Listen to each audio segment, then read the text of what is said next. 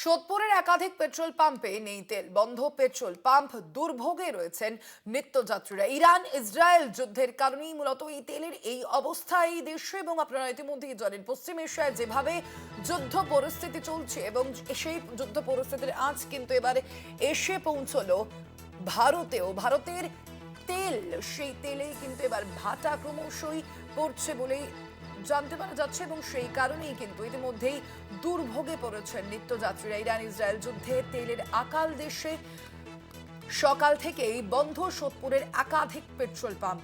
স্বভাবতই সমস্যায় পড়েছেন নিত্যযাত্রীরা। সোদপুরের একাধিক পেট্রোল পাম্পে নেই তেল, বন্ধ রয়েছে পেট্রোল পাম্পগুলি। কথা বলবো, ফোন লাইনে রয়েছেন প্রতিনিধি জয়ন্ত মজুমদার। জয়ন্ত, সব পেট্রোল পাম্পগুলি কি বন্ধ? পেট্রোল পাম্পের মালিকেরা, তাদের কি বক্তব্য এই বিষয়ে?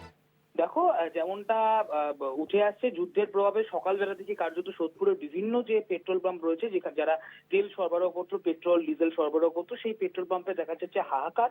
কার্যত যারা নিত্যদিনের যাত্রী, তারা কিন্তু পেট্রোল নিতে এসে দুর্ভোগের মধ্যে পড়তে হচ্ছেন। এবং ব্যারাকপুর শিল্পাঞ্চলের সোদপুর একাধিক পেট্রোল পাম্পে পেট্রোল ডিজেল কোনো কিছুই নেই, এবং যার ফলে বন্ধ রয়েছে একাধিক পেট্রোল পাম্প। এবং যে কারণে কিন্তু নিত্যযাত্রীরা সমস্যার মুখে পড়তে হচ্ছে। মূলত এই যে তেল সরবরাহ বন্ধ হয়ে যাওয়া বা তেল না আসা, এবং সেই কারণে অনির্দিষ্ট সময়ের জন্য কিন্তু বন্ধ, এমনটাই কিন্তু পেট্রোল পাম্প কর্তৃপক্ষের তরফ থেকে কিন্তু বলা হচ্ছে। স্বর্ণালী, জয়ন্ত, যেই পেট্রোল পাম্পগুলো এখনো পর্যন্ত খোলা রয়েছে তারা কি জানাচ্ছেন?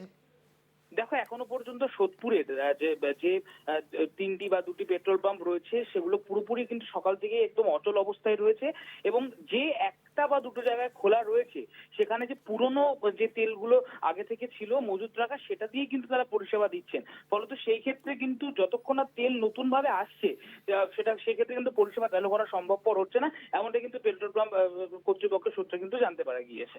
ধন্যবাদ। তুমি, আমরা কথা বলছিলাম, ফোন লাইনে ছিলেন প্রতিনিধি জয়ন্ত মজুমদার।